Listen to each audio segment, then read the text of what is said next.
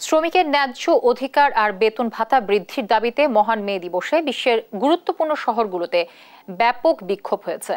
জার্মানির বার্লিনে দিবসটি উপলক্ষে শান্তিপূর্ণ বিক্ষোভ সমাবেশ হলেও ফিলিপাইন ও তুরস্কে মে দিবসের র্যালিতে পুলিশের সঙ্গে বিক্ষোভকারীদের সংঘর্ষের ঘটনা ঘটে। এছাড়াও এদিন বিক্ষোভ হয় দক্ষিণ কোরিয়ার রাজধানী সিউলেও। মুর্শিবা নুসাতের রিপোর্ট। জার্মানির রাজধানী বার্লিনের রাস্তা হাজারো মানুষের পদচারণায় মুখর। সবার দাবি ন্যায্য অধিকার আর বেতন ভাতা বৃদ্ধি। মে দিবস উপলক্ষে মঙ্গলবার রাতে প্রায় ৩,০০০ বিক্ষোভকারী শান্তিপূর্ণ মিছিলে অংশ নেন। মিছিলে অংশগ্রহণকারীদের স্লোগান দিতে দেখা যায়। যে কোনো ধরনের অপ্রীতিকর ঘটনা এড়াতে ৩,০০০ পুলিশ মোতায়েন করে শহর কর্তৃপক্ষ। এছাড়াও জরুরি অবস্থার জন্য আরও ৬,০০০ পুলিশ প্রস্তুত রাখা হয়।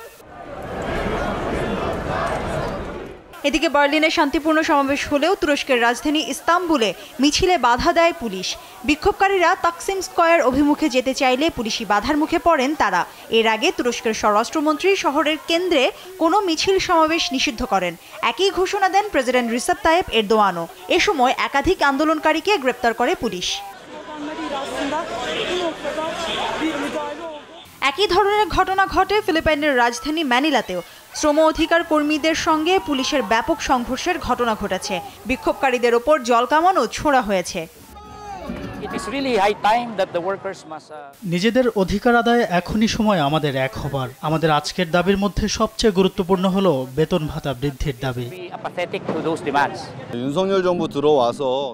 ইয়ন সুক ইয়োল ক্ষমতায় আসার পর থেকেই শ্রমজীবীদের পরিস্থিতি দিনকে দিন খারাপই হচ্ছে। শ্রমিকদের অধিকার খর্ব হচ্ছে।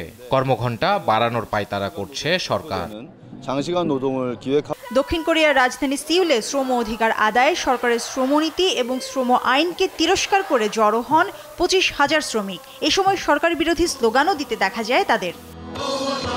মুশরিফা নুসাত, নিউজ ডেস্ক, দেশ টিভি।